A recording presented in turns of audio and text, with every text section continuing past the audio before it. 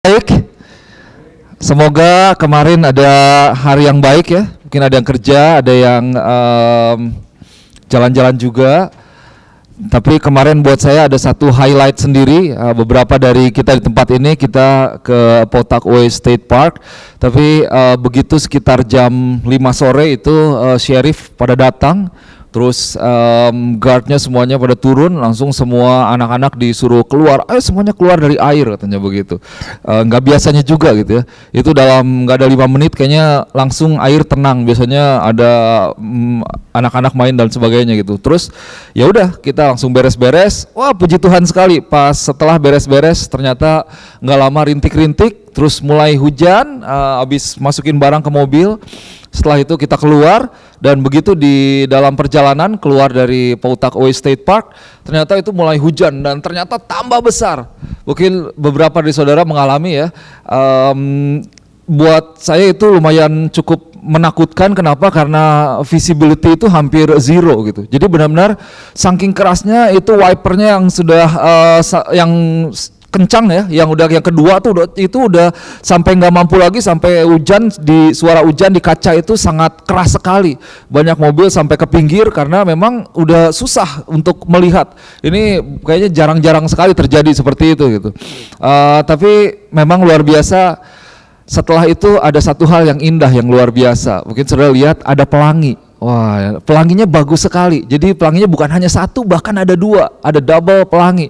Jadi begitu terang, bahkan matahari dari sebelah kiri itu seperti apa ya? Kalau blitz dinyalain, tapi blitznya tuh terus menerus gitu. Terangnya sampai menyilaukan, silau sekali. Tapi memang luar biasa ya. Itu bukan hanya sekedar fenomena alam, saya percaya, tapi seperti firman Tuhan katakan itu adalah bukti atau janji Tuhan bahwa Tuhan tidak akan melakukan lagi, tidak akan menghukum lagi dunia ini atas apa yang dilakukan, tetapi Tuhan memberikan Yesus sebagai ganti untuk kita bisa diselamatkan. Ada amin? Puji Tuhan. Nah, saudara yang dikasih Tuhan, saya mau sampaikan firman Tuhan sore hari ini, melanjutkan apa yang sudah disampaikan oleh Pastor Z pada minggu lalu, yang judulnya hampir sama, yaitu menjadi saksi daripada Kristus. Saya akan lanjutkan menjadi saksi daripada Kristus. Oke, saudara boleh buka firman Tuhan dalam kitab Kisah Para Rasul pasal yang pertama ayat yang ke-8 in the book of Acts chapter 1 verse 8. Kisah Para Rasul pasal yang pertama ayat yang ke-8. Saya mau ajak kita untuk boleh baca bersama-sama firman ini. Di depan juga ada, kalau saudara mungkin tidak bawa Alkitab, kita baca sama-sama ya, 1, 2, 3. Tetapi kamu akan menerima kuasa kalau Roh Kudus turun ke atas kamu, dan kamu akan menjadi saksiku di Yerusalem dan di seluruh Yudea dan Samaria dan sampai ke ujung bumi. Mari kita berdoa sejenak. Bapa, di dalam nama Yesus hamba-Mu berdoa, biar Roh Kudus Tuhan memimpin setiap kami, memberikan sebuah pencerahan, membawa kami untuk boleh mengerti isi firman Tuhan, sehingga kami boleh masuk, kami boleh mengenal isi hati-Mu, kami boleh disatukan dengan firman Tuhan, dan sungguh kami boleh menjadi pelaku firman dalam kehidupan kami.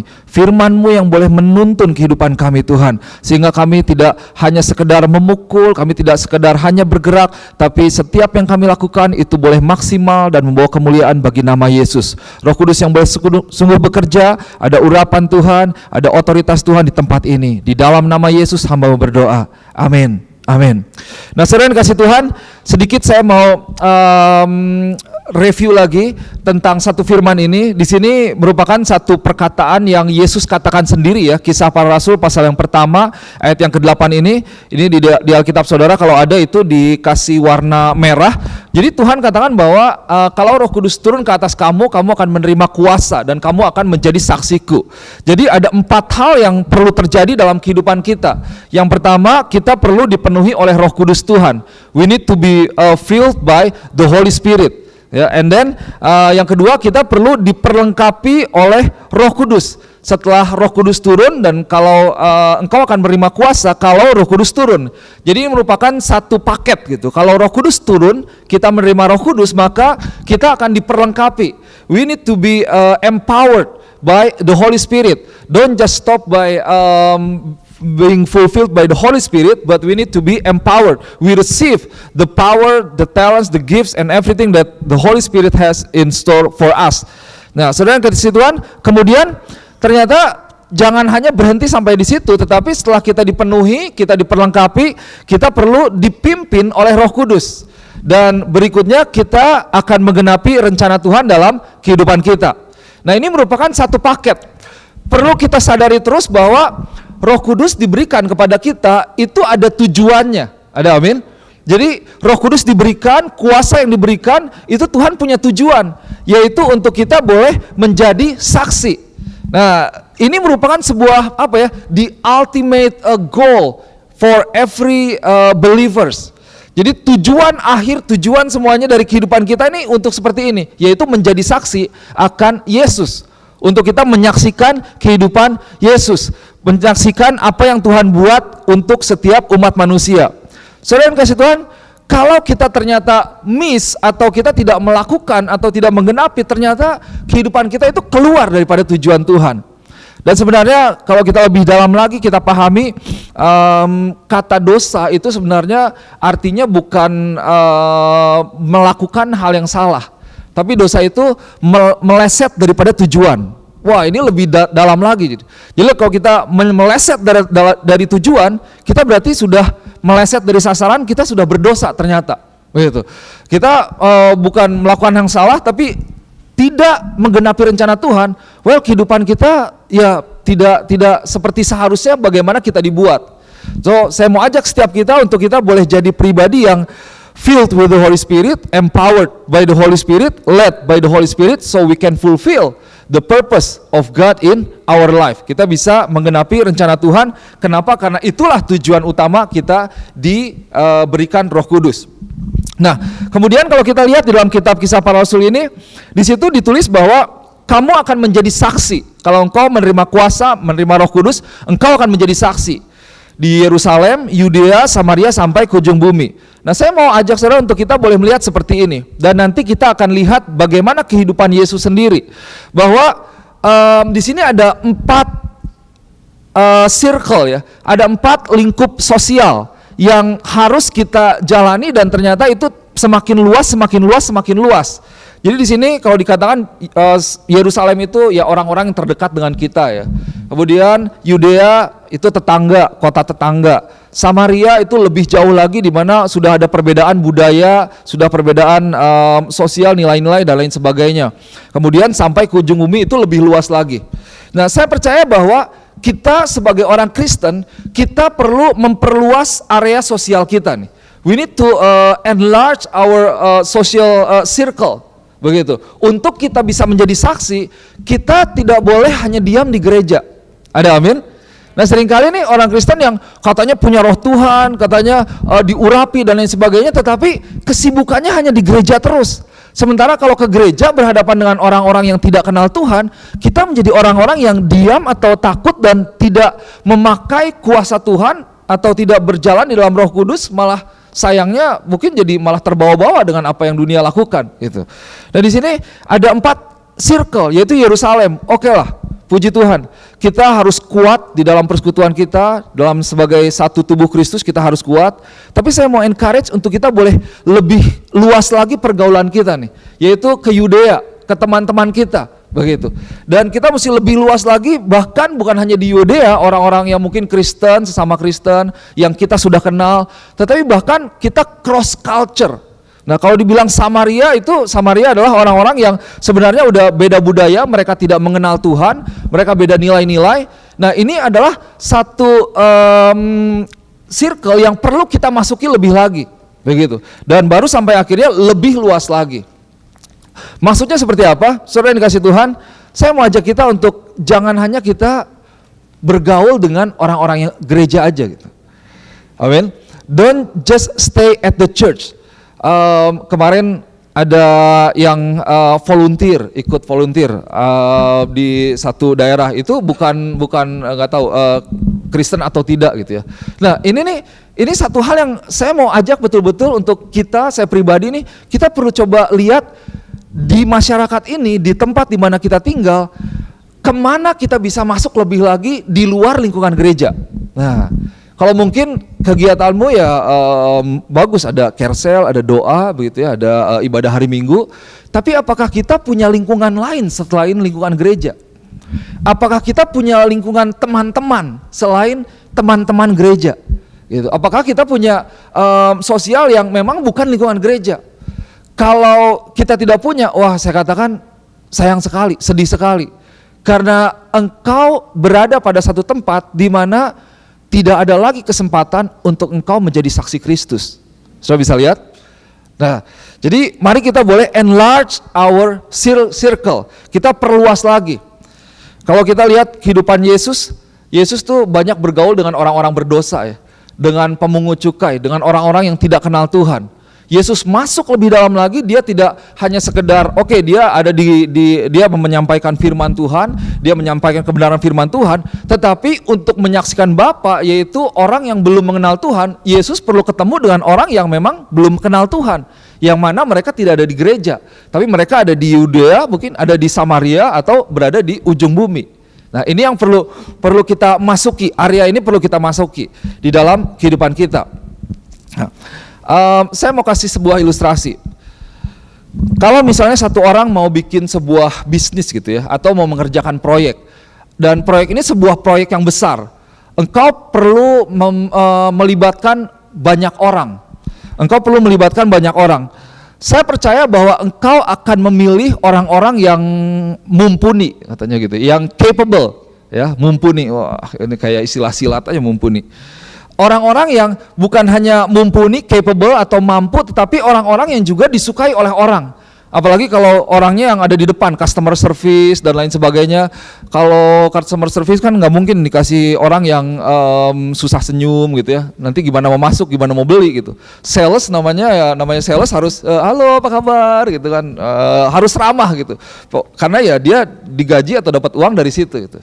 Nah, setelah dikasih Tuhan, kalau kita mau bikin proyek atau mau bikin bisnis, kita akan cari orang yang capable, orang yang mampu, orang yang disukai oleh orang lain.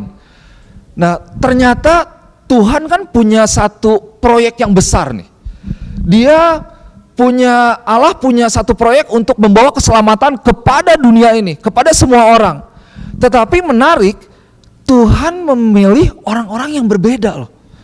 Tuhan memilih orang-orang yang ternyata bukan seperti apa yang manusia bayangkan. Kalau kita mungkin jadi Tuhan, kalau saya jadi Tuhan, wah kayaknya ini proyek rada-rada panjang nih, ini besar sekali.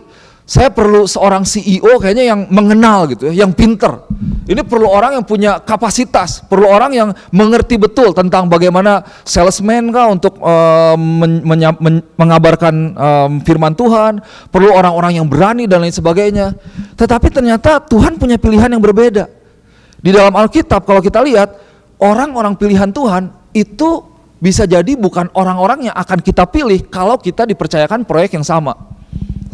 Kita nggak akan pilih seorang yang pemimpi, benar nggak? Kita akan pilih orang yang punya visi kan. Wah, kalau masuk kerjaan kan ditanya, kamu tujuan hidup apa?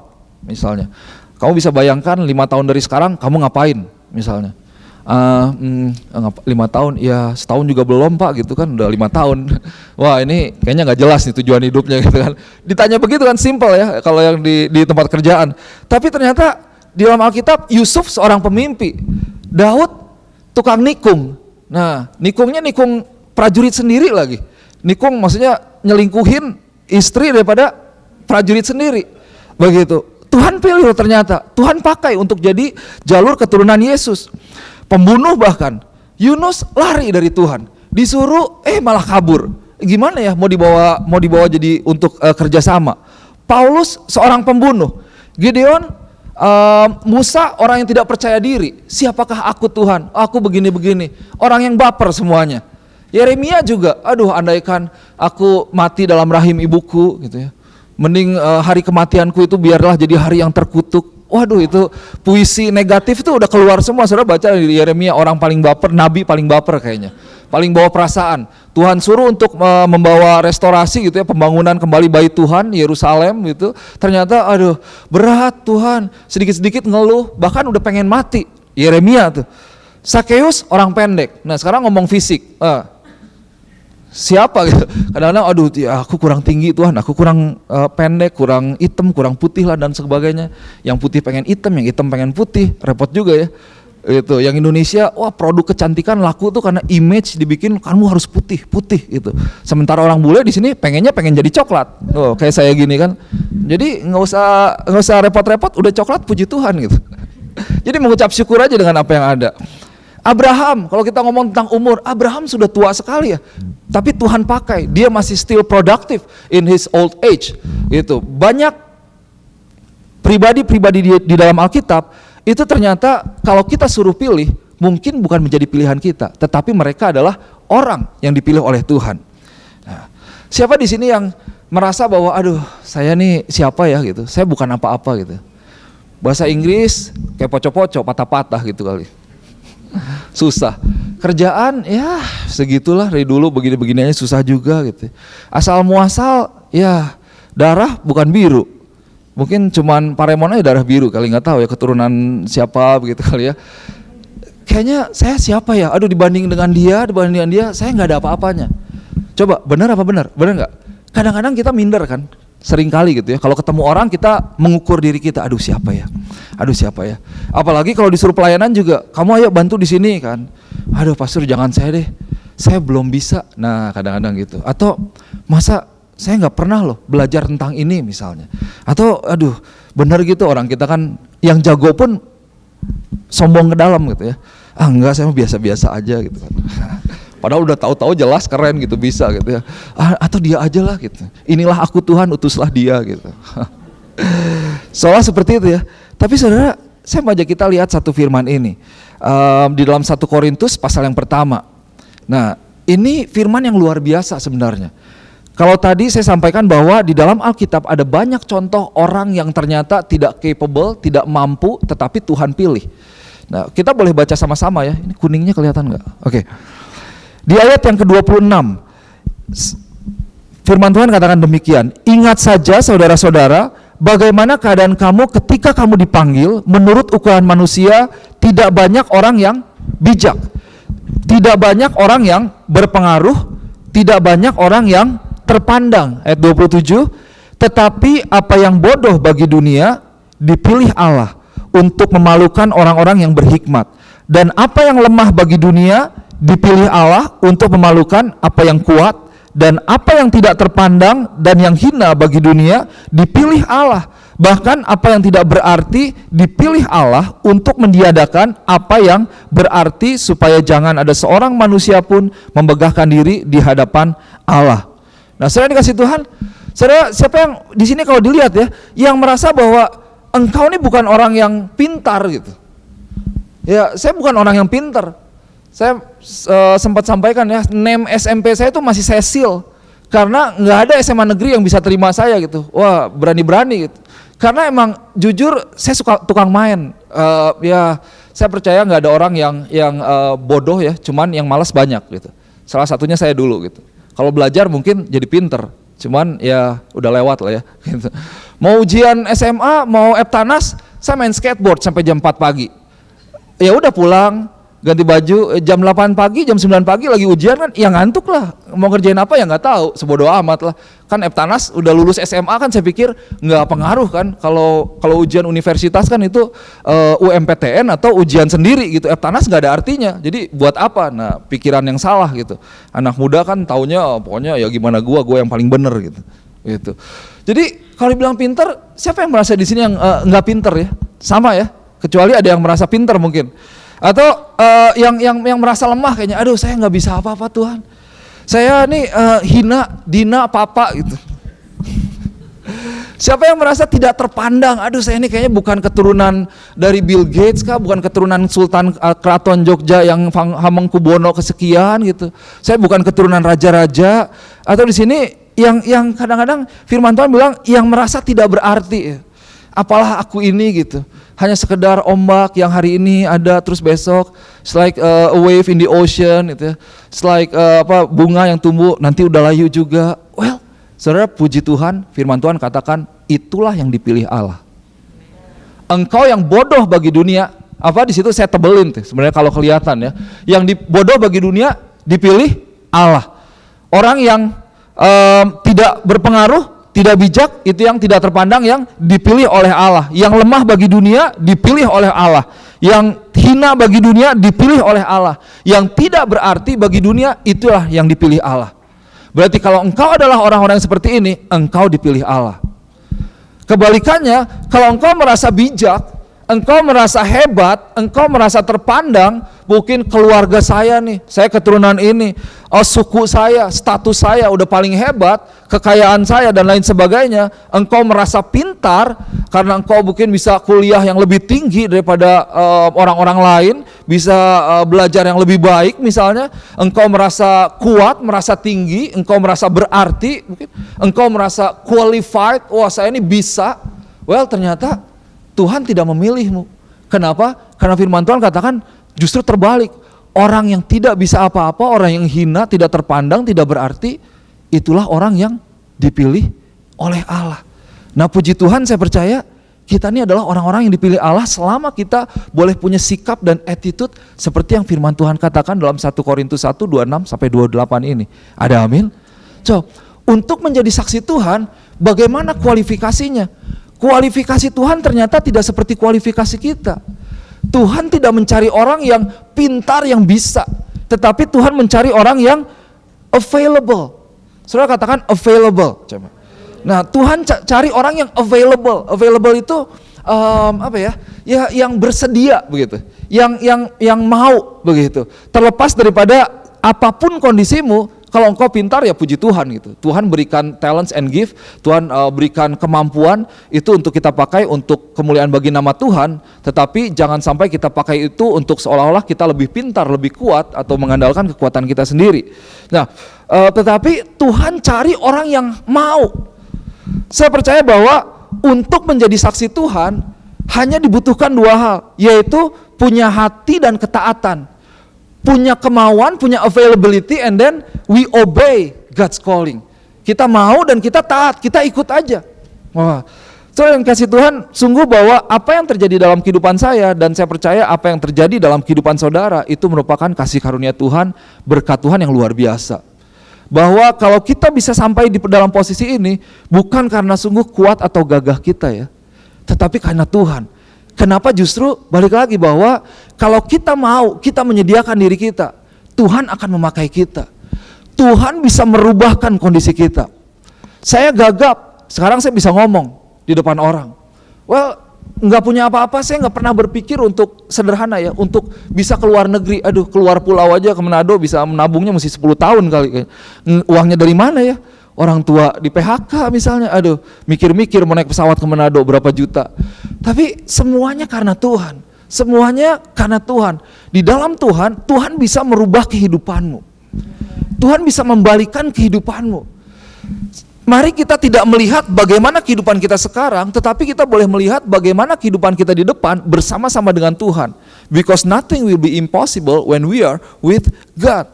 So, God doesn't call the qualified, but God will qualifies the call.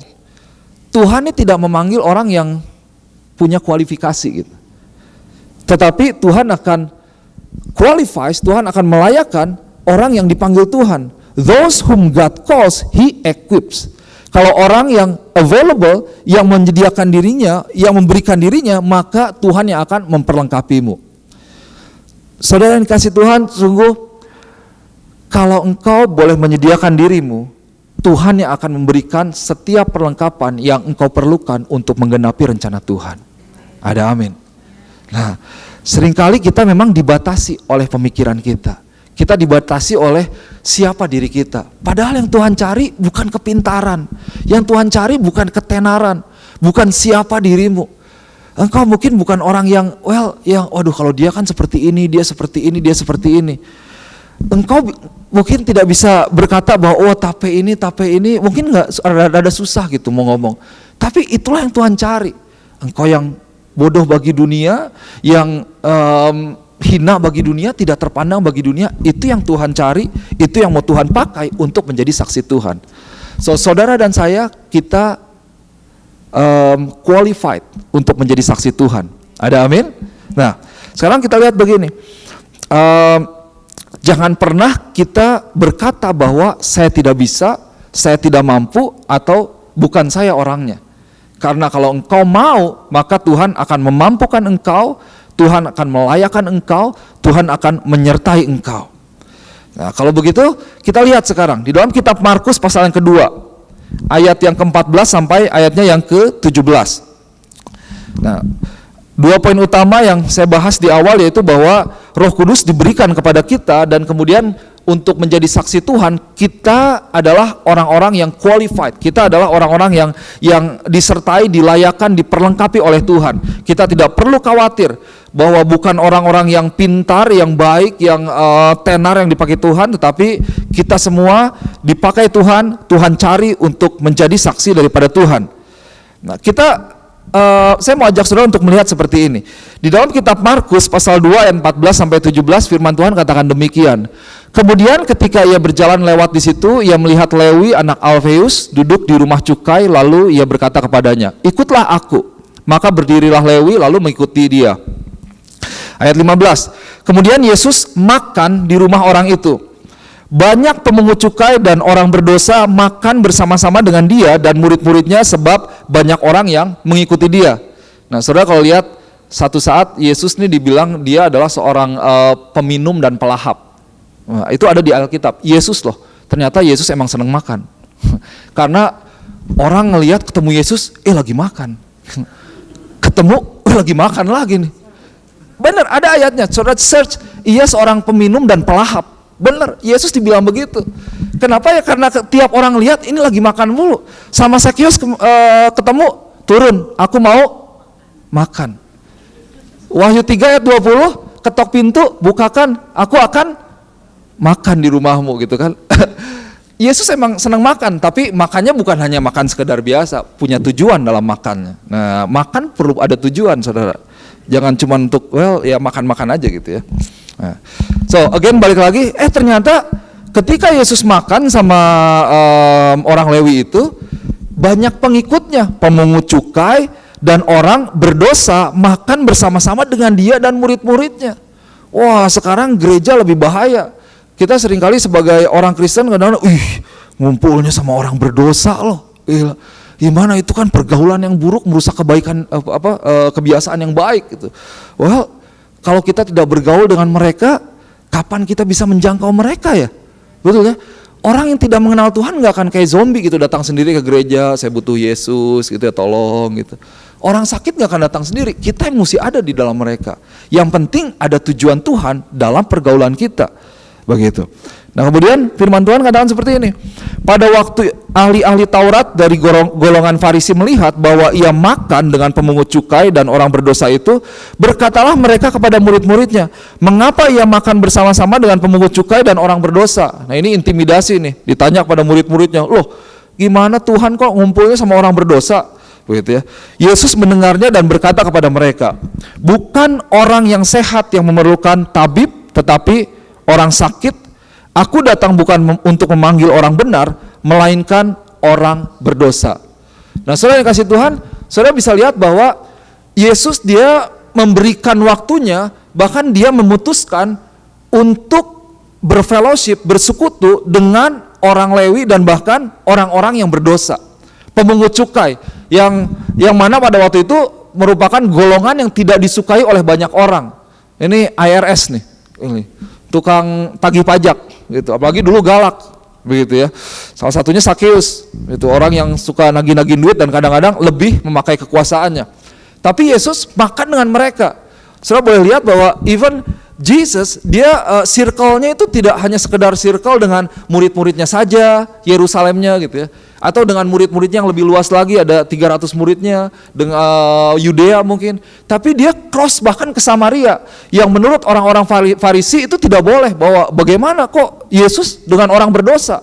Well, tapi karena pergaulannya, karena apa yang dilakukannya, maka Yesus bisa memenangkan orang-orang itu. Nah, ini yang maksud saya tadi di awal ya, bahwa kita mesti widening our circle, our social circle. Dan saudara lihat, perhatikan perkataan Yesus. Di ayat yang ke-17 Tuhan katakan, bukan orang sehat yang memerlukan tabib, tetapi orang yang sakit. Aku datang bukan memanggil orang benar, melainkan orang berdosa. Saudara, kalau kita merupakan orang-orang seperti ini, kita merasa berdosa, kita merasa orang yang seperti tadi tidak layak dan lain sebagainya. Well, berita baiknya bahwa di sanalah Yesus ada buat kita. Engkau sedang sakit, engkau pergi ke rumah sakit, betul? Engkau lagi sakit, engkau datang kepada sumber yang dapat menyembuhkanmu. Engkau merasa bahwa engkau membutuhkan pengharapan dalam Tuhan, kehidupan. Kehidupan hanya bisa didapatkan di dalam Kristus Yesus. Engkau memerlukan sukacita, engkau merasa gundah, engkau perlu damai di dalam hatimu, engkau perlu tenang karena banyak hal yang engkau pikirkan dan lain sebagainya. Pengharapan itu bisa didapatkan di dalam Tuhan kita. Jangan kita pergi ke tempat lain, kita mencari ke tempat lain, akhirnya malah kita bukan mendapatkan apa yang kita harusnya dapatkan, kesembuhan, pengharapan, kekuatan, kedamaian daripada Tuhan, tetapi malah justru kita akan mendapatkan hal yang salah.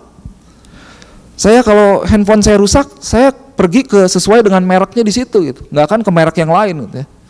Nyebut merek nanti salah lagi. Betul?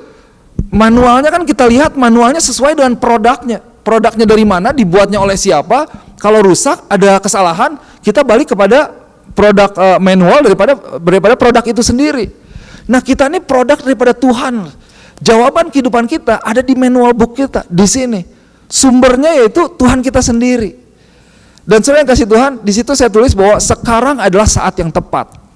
Kita diberikan kepercayaan yang luar biasa untuk menjadi saksi Tuhan. Bahkan untuk menjadi saksi Tuhan, Tuhan berikan rohnya yang luar biasa. Tuhan berikan talenta, Tuhan berikan karunia yang luar biasa kepada setiap kita. Dan ini adalah saat yang tepat, saya percaya bahwa ada banyak orang di dunia ini yang mereka membutuhkan kedamaian, mereka membutuhkan sukacita, mereka tidak tahu harus lari kemana, mereka frustasi dengan keberadaan hidup, gitu ya. Ada satu berita dalam 2 minggu ini saya dengar dari orang dekat, orang sini, orang gereja, ada rekan kerjanya yang ternyata bunuh diri istrinya. Karena ternyata mengalami sakit yang parah, kayaknya tidak bisa ditahan lagi gitu. Wah, saya pikir, saya tanya, kenapa ya? Apa tidak ada support system yang baik dalam lingkungan dia? Well, orang ini bukan orang yang mengenal Tuhan. Sampai pada akhirnya mengambil keputusan yang singkat.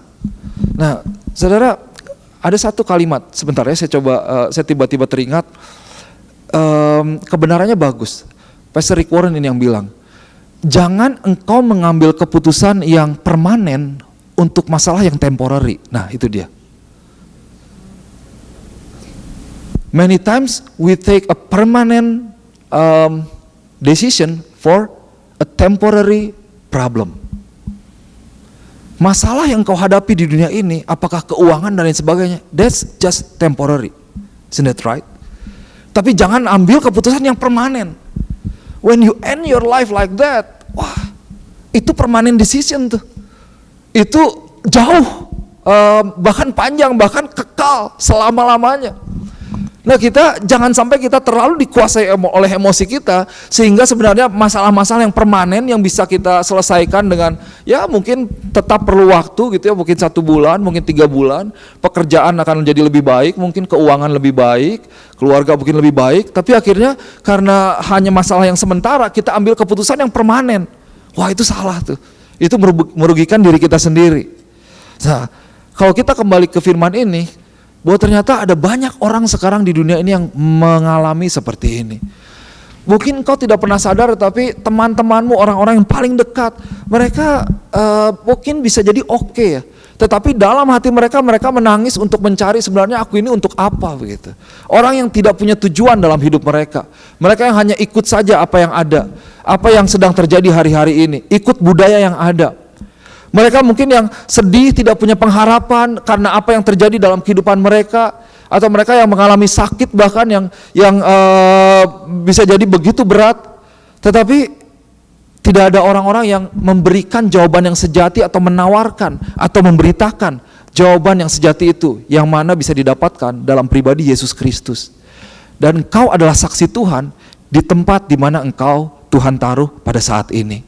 Ini adalah saat yang tepat untuk kita boleh membawa sukacita, kedamaian yang sejati yang daripada Tuhan. Nah, kalau kita bicara tentang saksi, Bagaimana sih menjadi saksi? Wah, ini biasanya di sekolah misi. Gimana kita untuk menginjili gitu ya? Wah, diajarin begini, begini, begini. Ada banyak pendekatan. Saya pernah diajarin tentang satu metode katanya dalam satu sekolah misi. Metodenya metode penghapus. Hah, metode penghapus? Wah, jadi ini contoh bisa dipakai, kalau relevan boleh, kalau enggak jangan dipaksain gitu ya. Jadi karena kalau kamu ngobrol lagi sekolah, ini buat yang sekolah gitu ya, lagi kamu nanti pakai penghapus gitu ya, terus bilang begini, wah syukur juga ya ada penghapus ya. Kebayang kalau nggak ada penghapus kan repot ya. Dulu ada tip X dan lain sebagainya, wah kita mesti coret-coret, kotor, jelek dan lain sebagainya. Tapi berfungsi banget, ini benda kecil. Tahukah kamu nanti kalau lagi ngobrol sama temennya, puji Tuhan loh, untuk kita ada penghapus dosa. Wah keren banget ya, dibawa langsung ke penginjilan. Tuhan menghapus dosa kita gitu, sehingga kita tidak kotor, tapi kita jadi bersih. Wah benar juga saya bilang, bagus juga nih.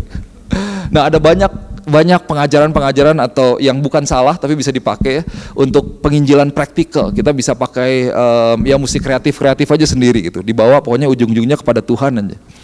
Tetapi saya mau ini kelas misi 101 ya, untuk jemaat Rochester City Blessing, Mission 101. Bagaimana kita menjadi saksi Kristus? Kita sudah diberikan Roh Kudus, kita diperlengkapi dengan kuasanya luar biasa, kita qualified, kita dilayakan, kita mampu, Tuhan pilih setiap kita, apapun kondisi kita. Sekarang bagaimana kita menjadi saksi? Wah, apakah kita harus khotbah gitu di pinggir jalan itu? Atau melakukan penginjilan langsung ke Makassar, ke Papua dan lain sebagainya, ke Jawa, ke Sumatera, Kalimantan, Sulawesi. Nah, kita lihat di dalam satu firman Tuhan, Markus pasal yang kelima ini. Markus pasal yang kelima, ayat yang ke-18 sampai ayat yang ke-20. Kalau saudara lihat di dalam kitab Markus pasal yang kelima, dari ayat yang pertama, itu menceritakan tentang satu orang yang kerasukan. Satu orang yang kerasukan di Gerasa, dan kemudian orang ini jadi liar ya begitu ya. Kemudian ternyata Tuhan datang ke sana, terus Tuhan tengking dan si roh jahatnya itu disuruh keluar dari orang itu dan masuk kepada babi. Ya, saudara ingat ya, akhirnya babi itu dia menceburkan diri dia, menjatuhkan diri mereka ke jurang gitu, dan babi-babi itu pada mati. Kemudian orang ini dibebaskan daripada roh jahat. Gitu. Itu satu pekerjaan Tuhan, di mana Tuhan mengusir roh jahat daripada orang ini.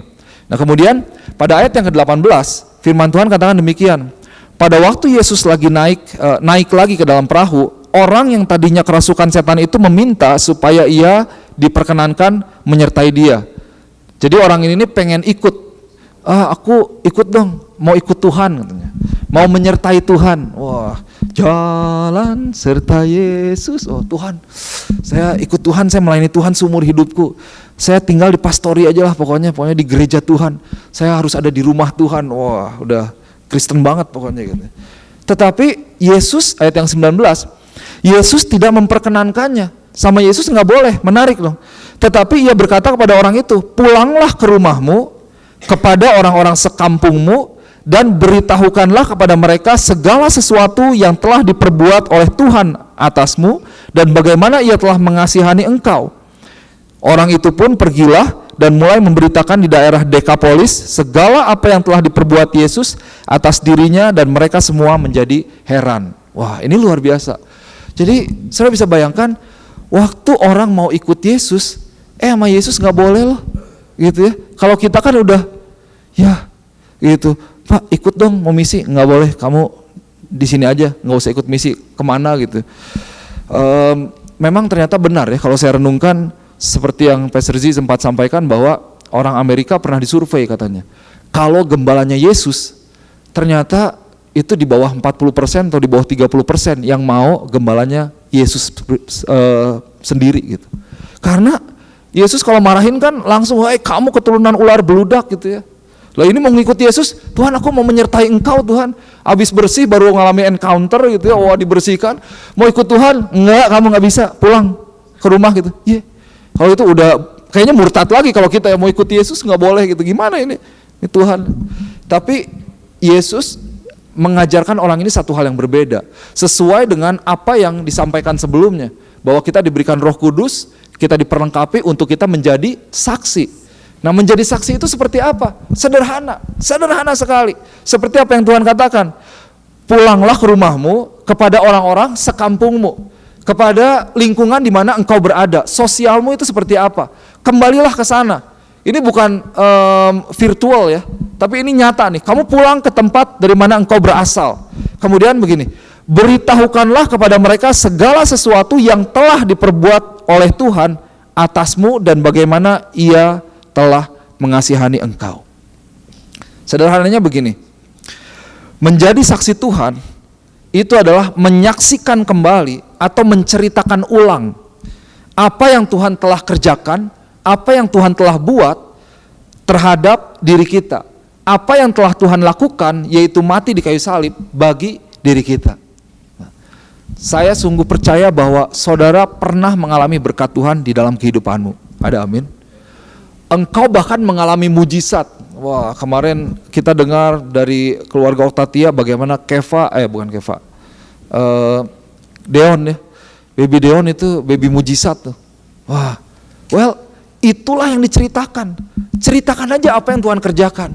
Hei, tahu nggak? Dulu saya nggak punya sukacita loh, tapi saya ketemu Tuhan, saya bisa tetap tegar dalam kehidupan, saya bisa tetap tersenyum karena ada pengharapan dalam Tuhan. Saudara, dulu saya sakit loh. Saya dulu seperti ini, saya gagap, tapi Tuhan sembuhkan. Kita menceritakan apa yang Tuhan kerjakan dalam kehidupan kita. Itu adalah menjadi saksi, menyaksikan kebaikan Tuhan, menyaksikan berkat Tuhan, menyaksikan apa yang Tuhan lakukan dalam kehidupan kita. Saudara bisa, saya percaya ada banyak hal yang Tuhan kerjakan dalam kehidupanmu. Menjadi saksi, sederhananya seperti itu. Nah, hanya kita perlu menyediakan diri kita perlu menyediakan mulut kita perlu menyediakan lidah kita perlu menyediakan suara kita untuk kita menyampaikan apa yang telah Tuhan kerjakan dalam kehidupan kita. Di sanalah kita menjadi saksi. Dan ketika orang ini pulang, di ayat 20, ia pergi dan mulai memberitakan di daerah Dekapolis. Di dalam terjemahan lain ini Dekapolis ini adalah satu kota yang besar di mana ada 10 kota-kota yang lainnya begitu. Jadi satu metropolitan. Jadi setelah disuruh pulang oleh Tuhan, ini orang ini kemana-mana dia pergi, dia ngomong gitu. Saya waktu itu dirasuki setan loh, tapi saya dibebaskan. Sekarang saya sudah terlepas daripada roh jahat. Saya terlepas dari belenggu si iblis. Saya sudah mengalami kebebasan daripada Tuhan. Dan orang-orang yang mendengarnya semua menjadi heran, orang menjadi kagum. They were amazed gitu, mendengar kesaksian yang disampaikan oleh orang yang sebelumnya kerasukan setan ini. Nah, saudara dikasih Tuhan, kita perlu ingat bahwa pertobatan itu adalah keputusan dan kasih karunia yang daripada Tuhan. Bagian kita adalah kita menyampaikan kabar baik itu. Kita menyaksikan Injil daripada Tuhan. Kita menyaksikan pekerjaan Tuhan. Jangan engkau takut bahwa, kalau orangnya gak bertobat saya gagal nih. Kayaknya saya mungkin kurang doa pastor ya, atau kurang puasa. Itu bukan bagian kita. Itu adalah bagian Tuhan dan keputusan orang tersebut. Tapi bagian kita menyaksikan, bagian kita memberitakan, bagian kita untuk mengeluarkan suara itu, menyampaikan kabar baik. Saya mau tutup dengan satu firman Tuhan ini yang menjadi satu mission bagi City Blessing Church worldwide. Kita revisit again the vision ya, di dalam kitab Lukas pasal yang keempat ayat 18 sampai 19. Saya mau ajak kita boleh baca bersama-sama firman Tuhan ini dengan satu penuh iman, karena ini adalah tujuan hidup kita sebagai orang percaya. 1, 2, 3. Roh Tuhan ada padaku, oleh sebab Ia telah mengurapi aku untuk menyampaikan kabar baik kepada orang-orang miskin, dan Ia telah mengutus aku untuk memberitakan pembebasan kepada orang-orang tawanan dan penglihatan bagi orang-orang buta, untuk membebaskan orang-orang tertindas, untuk memberitakan tahun rahmat Tuhan telah datang. Nah, saya dikasih Tuhan, ada penjabaran di sana, tetapi di ayat yang ke-18 pertama dikatakan bahwa Roh Tuhan ada padaku. So sekarang kita memiliki Roh Kudus Tuhan. Oleh sebab Ia telah mengurapi aku, kita diurapi, kita diperlengkapi. Kemudian untuk, nah di situ ada kata untuk, melakukan pekerjaan Tuhan. Tujuan kehidupan kita bukan untuk kita dipenuhi oleh Roh Kudus. Dan jangan engkau puas hanya ketika engkau dipenuhi oleh Roh Kudusmu, oleh Roh Kudus Tuhan. Jangan kita berhenti dan bangga ketika kita dipenuhi oleh Roh Kudus Tuhan. Jangan kita menjadi sebuah kebanggaan bahwa ketika engkau bisa bahasa roh begitu ya. Wah, bahasa rohnya udah tingkat 7 kalau dia pastornya. Udah bukan tata-tata, baba-baba, kakak-kakak lagi gitu ya, tapi udah macem-macem kayaknya kosakatanya gitu. Udah kayak ngobrol gitu. Wah, udah hebat banget. Waduh, kayaknya kalau dia berjalan, dia Roh Kudusnya tuh nyata sekali. Well, bukan itu yang menjadi tujuan akhir daripada kehidupan kekristenan kita. Tetapi Roh Kudus ada, diberikan karena ada tujuan, yaitu untuk kita menjadi saksi, untuk kita memberitakan Injil Tuhan. Kalau kita tidak sampai kepada titik itu, saya mau katakan bahwa istilahnya what a waste. Sayang sekali Roh Kudus yang ada dalam diri kita ternyata tidak maksimal. Karena Roh Kudus diberikan untuk kita boleh melakukan kuasa, melakukan mujizat dengan tujuan untuk kita membawa pembebasan, membawa penglihatan bagi orang-orang yang buta, membebaskan bagi orang-orang yang tertindas, dan memberitakan tahun rahmat Tuhan yang akan datang. Nah, saudara yang kasih Tuhan, gereja yang kasih Tuhan, saya mau ajak kita untuk kembali kepada panggilan kita. Let's go back to our calling, the ultimate calling, the great commandment that God gave us, yang Tuhan berikan kepada kita untuk kita pergi menjadikan semua bangsa murid, membaptis, mengajar setiap mereka, menjadi saksi, menyatakan kebenaran tentang Tuhan, membawa orang-orang kepada Tuhan. Itu adalah panggilan gereja Tuhan yang utama yang tidak boleh kita lupa. Terlebih Roh Kudus diberikan karena ada tujuan daripada Tuhan. Ada amin? Mari kita berdoa, kita renungkan firman Tuhan sejenak. Yes Lord. Bapa, hamba-Mu berdoa, mengucap syukur buat sore hari ini, mengucap syukur buat firman Tuhan. Berdoa sungguh Tuhan, biar Roh Kudus boleh membawa setiap firman Tuhan ini untuk tertanam jauh di dalam roh kami Tuhan. Untuk kami boleh menjadi gereja yang mengerti betul akan panggilan Tuhan, sehingga kami tidak terlalu sibuk akan hal-hal yang tidak perlu, tetapi kami boleh sibuk akan kehendak Allah. Kami boleh sibuk akan tujuan Tuhan, akan visi misi Tuhan. Kenapa Engkau datang ke dunia ini? Berdoa sungguh Tuhan, biar kami boleh punya hidup yang maksimal, punya hidup yang tidak keluar. Berdoa supaya kami tidak terlalu disibukkan atau teralihkan dengan setiap masalah yang kami hadapi, sehingga kami tidak melakukan kembali apa yang menjadi rencana Tuhan dalam kehidupan kami. Bapa, kami mengucap syukur kalau Tuhan boleh memilih kami. Kami mengucap syukur kalau kami berharga di mata Tuhan. Kami mengucap syukur dalam kondisi kami. Kami tahu bahwa Tuhan tidak meninggalkan kami. Tuhan tidak pernah putus asa terhadap diri kami. Terima kasih Tuhan, kalau kami adalah orang-orang biasa, Tuhan boleh pilih kami, dan kami boleh diperlengkapi oleh Roh Kudus-Mu. Kami mengucap syukur, biar boleh bangkit kembali kesadaran pada setiap jemaat Tuhan di tempat ini, bahwa ada Tuhan yang luar biasa, ada Tuhan yang memperlengkapi, ada Tuhan yang memberkati, ada Tuhan yang menuntun setiap kami, sehingga kami boleh menggenapi rencana Tuhan. Hamba-Mu berdoa, dimeteraikan firman Tuhan pada sore hari ini, sehingga kemanapun, dimanapun setiap jemaat Tuhan berada, kami boleh menjadi saksi Kristus. Kami boleh menyatakan kebenaran firman Tuhan.